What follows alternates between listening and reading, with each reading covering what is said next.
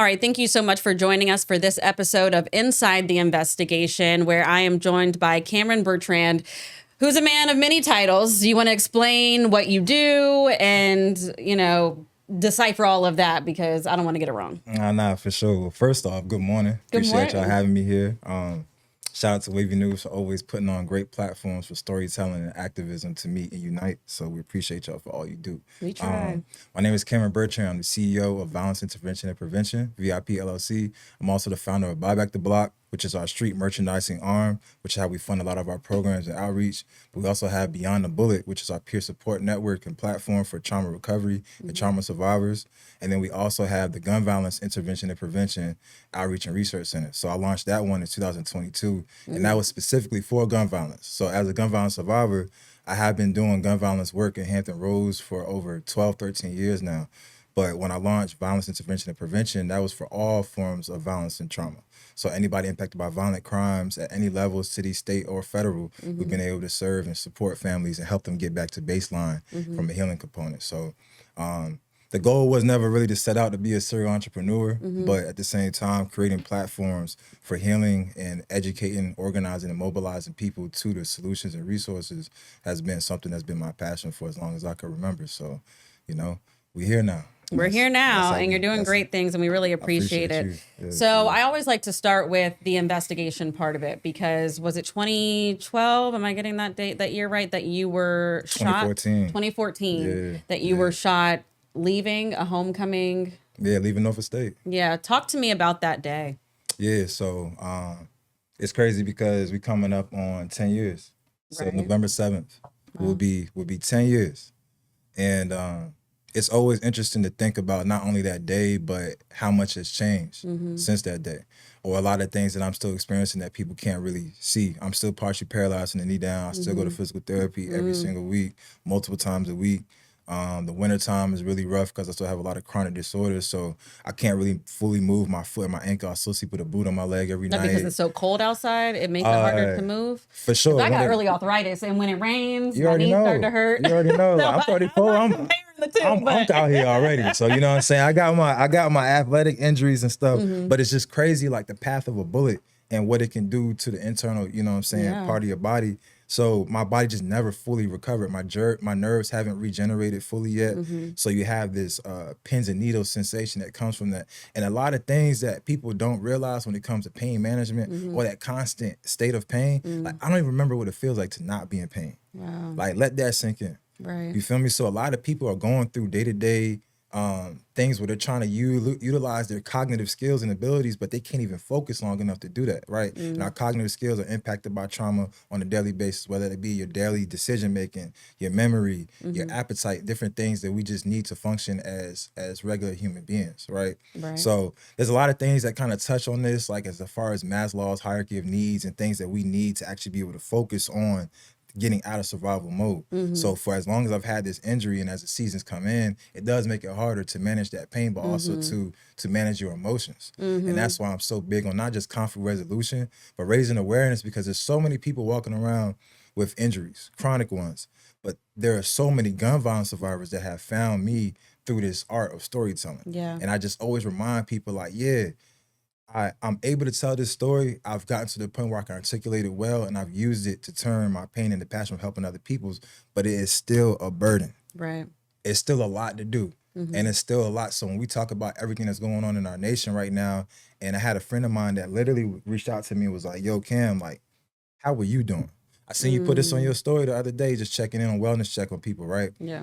And what is hard for me is having a passion project, which is absolutely is, you feel me? I chose to do this, but also something that I created as a career, right? Like I did 4 years in the Army. I went pre-law. I was a paralegal. I studied sociology and criminology. I'm a qualitative data expert. I'm a subject matter expert in a lot of different things. And I chose to continuously expose myself to something that I'm still healing from day to day. And a lot of things for me is realizing that what happened at Norfolk State could happen and has happened to anybody. Oh, yeah. And so the stigma Every that came day. with that, right? Like, and to get into greater detail for a lot of people who have not heard this story, because I think it's interesting when you tell a story so many times, I think that for me anyway, I'd be like, people don't want to hear this no more. People don't. Like, My thing is, you would be, every time we tell a story, even if it's like we've covered the story 10 times on air, we Yeah. have to retrack from the very beginning Yeah. because you never know who this is their first time tuning in. Facts. You know what I mean? You don't That's ever a want to fact. assume anybody knows, and that, I mean, people, I feel like for the most part know what you do, but they don't maybe know the why. Yeah, that's a fact. You know? That's a fact. And so it was a robbery gone wrong. Mm-hmm. And it was more so robbery gone wrong, but also just like it's so peculiar how everything folded out. So, you know what I'm saying? So boom, you know, when everybody started with the story was so boom, it's about to get real. You know what I mean? So we were leaving Norfolk State homecoming. So you're It was just a like regular walking day. away, going home. Yeah, me and my best Was the friend. sun up? Was it dark? Now it was starting to get dark because it was daylight savings time. So it's, I guess it's dark you know at what I'm saying? like It's November. So 2 p.m. it's like for real. So that's what made it kind of hard to gauge exactly what time it was in the day. But I remember I was walking to the car, and so for people who are familiar with Norfolk State campus, the Phyllis Wheatley building, the big red brick building is right there. Yeah. There's a fence that goes right around it. And we're walking straight across from campus. So the library is right here. The Phyllis Wheatley building is right here. We're walking down Corporal, going towards Marshall. So I remember we see this guy standing right here on the fence. Didn't think none of it. Said Nothing what's up to suspicious. him. Nothing. Nah. Said what's up to him. Got like 2 steps past him. We just heard the gun clock. So I'm like, all right. We turn around and he's shaking. So he got the gun. So like, he's you know what pointing it time? at He's you and pointing at he's- us, and he's probably about 5-10 feet away from him. But he's still on the sidewalk. We're still kind of on the street. So he's like, you know what time it is? Run it. Run it. So for those people who don't know what that means empty your pockets. Give me everything you got. Translation, You feel please. me? So I'm like, in this moment, still processing everything. It's like shock, probably. But more so disbelief. Like, Right, like, is he kidding? Is he- And he doesn't, and all the indicators. So being militant in a mindset is like I was paying gonna say, attention you've to been all the trained to deal with cues, this. looking at things and realizing that his body language, his temperament, everything showed me that he didn't want to do what he was doing. So my first thought is like, there's no way he's gonna pull this trigger. Right. So let me just de-escalate this, figure out what's really going on. You tried to talk You him know what I down. mean? Yeah. I'm a 2-time published author. I actually wrote about this in verbatim. But I asked him, I said, bro, what are you doing? Like, you trying to be hard? Like, you need this bread? Like, you need this money? Like, what's up? He's like, nah, like, I ain't trying to be hard. I need this money. I need this money. I'm like, word. All right. So I just left a free tailgate. I ain't got no money on me. A Like, college campus is not the place you're gonna shake trying down to hit a somebody lick for a lot of money. in the wrong spot, my boy. Like, again, so like I said earlier, Maslow's hierarchy of needs, like the things that people will do to get out of survival mode, does not always come down to rational thinking. It comes down to the decisions that are most accessible to us in our environment, right? Yeah. And that's why a lot of things that we do with social justice work focus on addressing the environment. Despite me being a gun violence survivor, I still will not blame people for the circumstances they live in, right? So as I'm transitioning, I'm really talking to him, processing this like, okay, why are you doing this? Oh, I need this bread. I need this bread. I'm like, all right, well, by the time you get my debit card to the store, because at this point I done threw it on the ground. So I'm like, by the time you get his debit card to the store, I'm going to cancel it. So I'm not saying this to be funny, but I'm letting him know and put in perspective, like, if you really need That's money. bold, though.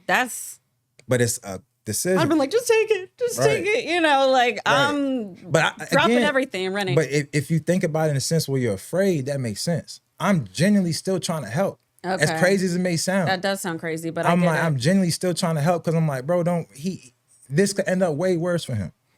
Right? And split-second decision, and then he do it on the wrong person, he gonna end up dead. Yeah. That's the point blank period. And that's Right. what people think. Like, I got way deeper into the work that I do after I got shot, but it wasn't unfamiliar to me.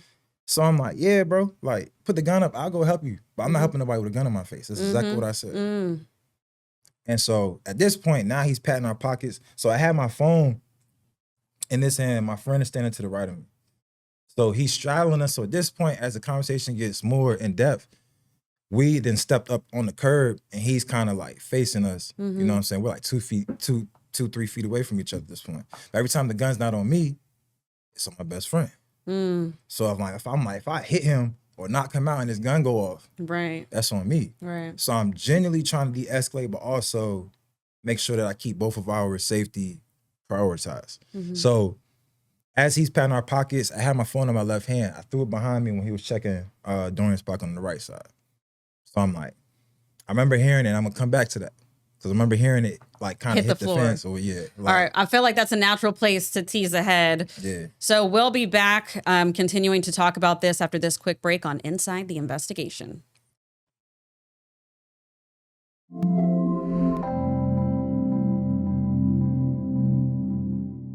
Welcome back to this episode of Inside the Investigation with Cameron Bertrand, where we're talking about the catalyst for all of the work that you've done. Yeah. And so you have a man that comes up to you as you're walking away from a homecoming game and tries to rob you guys. And at this point, he's got a gun facing you. And when it's not facing you, it's facing your friend. Take it from there. Yeah. So I remember throwing my phone and hearing it hit the ground.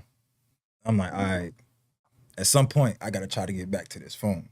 And I remember looking back at the guy when he's standing there and he's realizing now in his moment, like, there's really nothing that's going to come from this. My friend had thrown $3 on the ground. That's all he had. Right. So I'm like, asking, bro, I'm like you're really doing this over $3, bro. There's another alternate to this. Again, if you put the gun up, I would still be willing to help you. But I'm not helping nobody with a gun on my face. So I never forget, I had on 2 gold chains.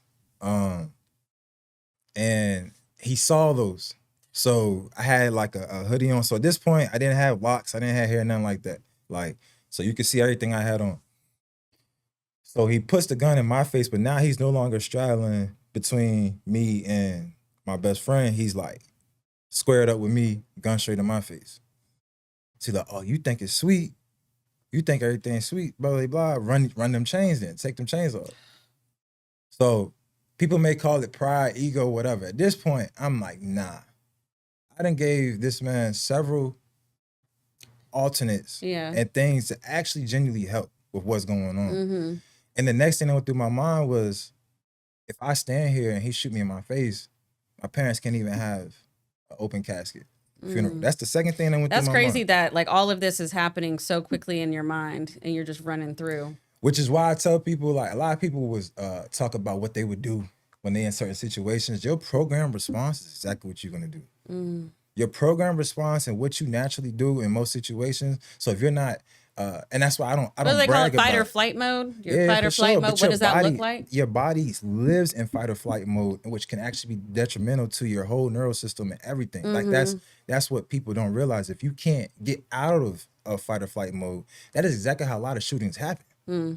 Because you perceive danger before it actually comes, because your body is trained to survive, right? So even me knowing these things, there was nothing I could do to change how I responded, but I also was able to control what that looked like on the outside looking in, right? With how I communicated, what I said, and things like that, and what I did physically. At this point, is your friend like, can you just stop talking? Nah, because we're both talking. Oh. You know what I'm saying? I'm just telling my side. I'm the friend. I'm like, all right, just stop. Just stop. You're making it worse. I'm panicking. He too was not only very upset, but he's in agreement with everything that we're offering. You feel me? Like, he's literally like, so at the point where he faces me with the gun, I remember turning. So this next part happened probably within like 3 to 5 seconds. No lie. I remember turning to my friend. I was like, bro, go. Because at this point, if I go and tussle with him or anything, it's just me and him. I'm gonna be honest. I like my odds. I was like, there's no way I'm losing this. The confidence is crazy. It wasn't that. It was just, I'm not dying out here. That's all I could think. I'm not dying out here. Like if people really understood too, like my parents were stuck on a cruise hundreds of thousands of miles away. You feel me? Like, I'm in my mind's like, I'm not dying out here. There's no way. So I'm thinking, if I just take this gun or de-escalate it and it's just me and him, I like my odds. And I don't want to put my friend in harm's way while doing this. Yeah. So by the time I turn and tell him to go, him being the great friend that he is, he didn't budge. He looked back at me like, you crazy? Like, I'm not moving. That's a real one. In the next second, I start to see his eyes get big. So by the time I started turning back, bro done stepped down off the curb. He's running the opposite way, and he just emptying the clip. Oh, the robber. By the time- He's running away like this. Just shooting. And so that's what made everything to me worse, because it's not like it would have made it better if he did take something, but you literally did this over nothing. No mask, no nothing. He even We pick saw up your the whole face. little things Nothing. that y'all threw on the Nothing. ground. So he Nothing. gained nothing out of this. Nothing. And I think that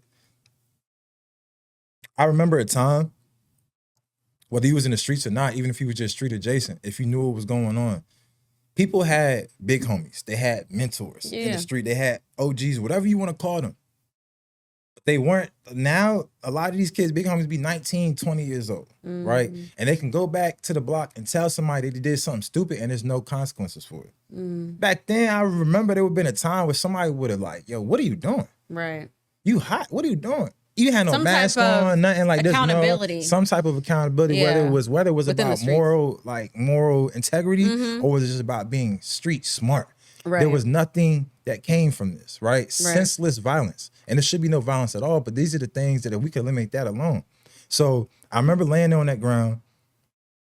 Well, before I even got on the ground, I remember So you're hearing the gun clips go emptied off out. I was about to Right. say, at what point do you realize you've been shot? after my friend falls. So So he got shot too. So he got shot, it went straight through his pelvic bone. And so he starts falling forward. So as I'm standing there, he starts falling forward. He falls forward and literally falls onto my legs. So by the time we had finished the altercation before the conversation before he even pulled the trigger, he then pretty much pivoted to we're backed against the fence. So that's why when he took off running, we're standing on the sidewalk and looking down at him running down the street towards Marshall.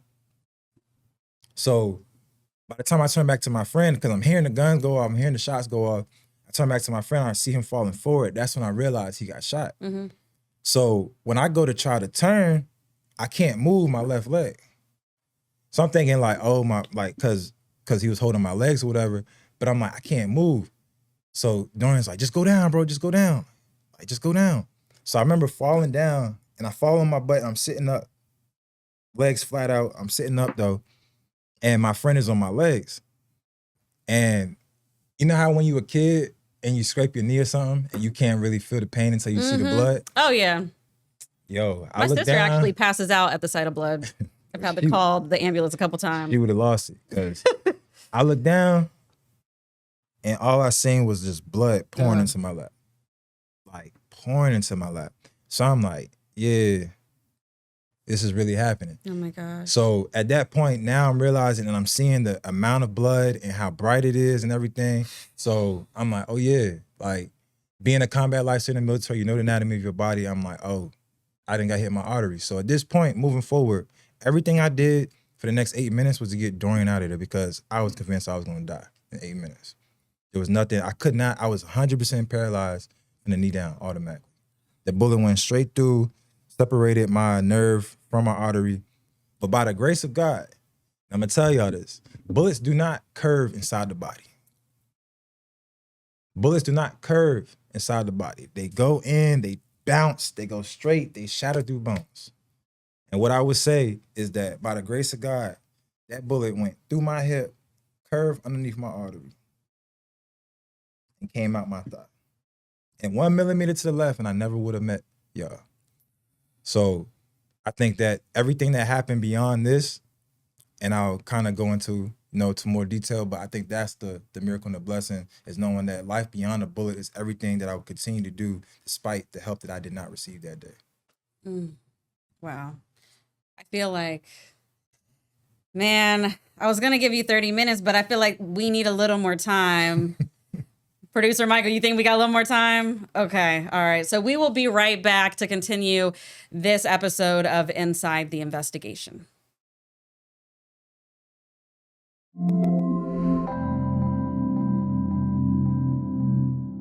All right. Thank you so much for continuing to stay with us here on Inside the Investigation. Really remarkable story that you're sharing with us, Cameron, about your run-in with violence and being shot.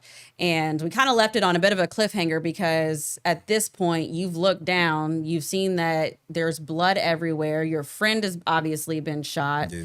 And you said your first concern was, how do I get my friend to safety? So what happened at that point? So I remember thinking, and the reason that I knew about the 8 minutes is because being in the military, you're taught these different things. So even with the Beyond the Bullet bleeding control courses I teach, this is absolutely survivor led. This comes from everything that I had to do to navigate that night, right? Or knowing what I could have done if I had more resources. Right. But I'm looking down, I see all this blood in my lap, and I'm like, all right, bet, I got to get my friend out of here. So remember I told y'all earlier that I remember hearing my phone hit the ground. So I'm like, in my head, I'm like, all right, I gotta get to my phone. That's all I kept thinking. I gotta get to my phone, I gotta get to my phone. So right when I get ready to go try to figure out how I can reach it, a car pulls up. A car coming down the block. It does not run over the phone. No. Oh, okay. I'm thinking worst case scenario. Worst. That's not worst case. I think the worst case scenario is what actually happened. Is that people saw us laying there on the ground and just left us there. Just kept driving. I was like, all right. Wow. So I look back down at my friend. I'm like, yo. So he's breathing hard, but he's very much so unresponsive. He's already went into shock. So I'm like, yo, just keep squeezing my legs because I think I'm gonna have to try to get to my phone. And if you stop squeezing my legs, I'm gonna think something. You know what I'm saying? It's wrong. So I don't need you to respond to me verbally. Just don't stop breathing. Don't stop squeezing my legs. So right before I got ready to make my second attempt to try to reach my phone, another car pulls up and this one stops, and I'll never forget it. They stop right next to us. We're laying on the curb. They're right there on the street. They got tinted windows, so I can't see inside. So I'm tapping door. I'm like, yo, bro, we good. Somebody finally, you know what I'm saying? Somebody finally stopped for us. They pulled off. And what I want people to understand, because I think a lot of people see me on the news a lot. It's a lot of things. I went back out to Young's Park when those young queens got killed for trying to help somebody. During that domestic So it was like 3 women that responded. They went and tried to go help somebody and they got shot too. So there's a lot of things that I've had to heal from and forgive people for, where I'm like, I wouldn't have been able to live with that if somebody had got killed trying to help me, right? But it does not dictate or change how I still show up. You can't expect other people to move how you move. And I had to learn that too. Exactly. But I also have to realize too that me personally won't let fear dictate how I respond to anything. You know what I mean? Like it's important. And I think that's why it's important to focus on what is important to us when it comes to fear and our survival instincts. Yeah. But at that point, I realized, all right, nobody's gonna help us out here. It could have been the environment, like where we was at. I go back to Norfolk State homecoming a lot now, and it blows my mind how we were laying out there that long, and people, I'm talking about hundreds other of people had to have seen, and then they just. But at that moment, it was ghost, and I still, like I said, it's just so surreal. So at that point, I realized, all right, bet, nobody's gonna help us. We got to get out of here. And so, shout out to Apple. I think y'all need to run me a check or an ad or something. Because the first time I ever sent my phone, and I think this is what people need to know, like the first time I ever sent my location was that night. I didn't even know how to do it. So I remember reaching back, and I'm telling Dorian, keep holding on to my legs. I reached back, and I'm reaching, and I grabbed my phone. My friend T. Fowl was with us. He's from Richmond, but I know my boy. Every time he comes to 7-5, specifically Norfolk, he going to Feather and Fin before he leave to go back to the crib. I know him. So I'm like, all right, he got to be close. Call him. I'm like, what's good, bro? You at? He's like, you already know I'm at Feather and Fin. Bet. Cancel that order. Come here. Me and Dorian just got shot. I know it sounds crazy, but we need your help, bro. Wow. I don't remember nothing he said. Crazy to me that your first call wasn't police. It's not crazy. And I'm going to tell you why. They were the third person I called. The third person. Yeah. So I have a twin brother. Shout out to my twin brother, Chris Bertrand. He was living in Hampton at the time. I sent him a location, sent him the same message, come to where we at. Norfolk PD. I made a phone call to Norfolk, to 911. So what I believe was one of the best descriptions that you could ever give as an active gun violence survivor. I was laying on the ground. I called 911. I said, me and my best friend, we just got shot leaving Norfolk State homecoming. We were on Corporal, walking towards Marshall. The person ran off towards Marshall. We both were shot below the waist. My friend is in shock. I can't move my left leg. Again, we're somewhere in between Corporal and Marshall. Can you help us? And the lady on the phone said, oh my goodness, you just got shot? You know what? I looked at the phone. I said, yo, This can't be. Nah. This can't be. mind you, this whole And time, to be yeah. of the mindset, because I got into a really bad car accident where I went straight into a tree, and I called my mom first. So I think it's funny. It's crazy how our instincts aren't always to call, or you call who you know would be there in a second, right? For sure. And so I call my mom, but I was in such panic because I'm seeing blood coming out of my mouth and things. And I couldn't describe where I was. Yeah. But thankfully I look around and there was people who had seen the accident and was like knocking on the window. So I gave the phone to them. But amazing how you were able to even perfectly describe where you were in that state. And they still Fumbled the bag. And do you think that you called your mom because subconsciously did you think you weren't going to make it?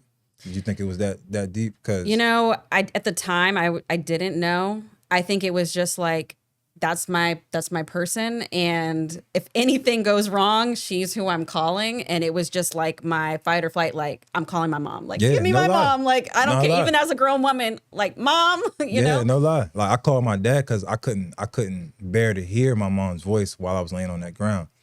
But I remember thinking that I called those other people first because I needed them to hear it from me. I felt like that was going to be my best decision. And so after 911, I repeated myself. And after they said that, and then the next thing she said after was, "Oh my goodness, you got shot," was, "Can you hold on for a second?" And I said, "Absolutely not."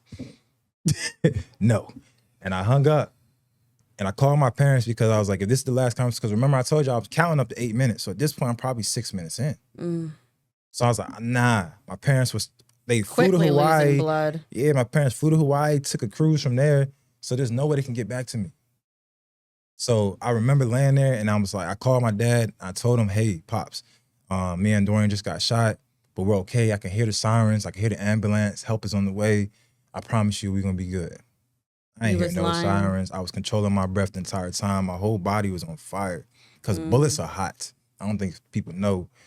Bullets are hot. And I remember the whole time trying to control my pain level to where I could be calmly speaking with everything that I was articulating to the people around me. And so being an active bystander in our communities, and that's something I will elaborate on moving forward, is just the response that we needed and still need. And I think that I was allowed to navigate that situation because of what I've been through in past experiences, but also because of what was destined for me moving forward. And so that's the part that I focused on and removed the hatred, because I was very angry for a long time at the people who left me there and the people who didn't think it was important enough to try to help us get a second chance at life despite what they may have thought. I know a lot of people looked at us, you know what I'm saying, and probably figured we did something to be involved, right? I think that's an assumption that people make, and I think that those decisions could be the deterrent motive where somebody can go out. That could have been the origin of my villain story. I could be going just as hard for the negative stuff as I do the positive. And I think that's the key.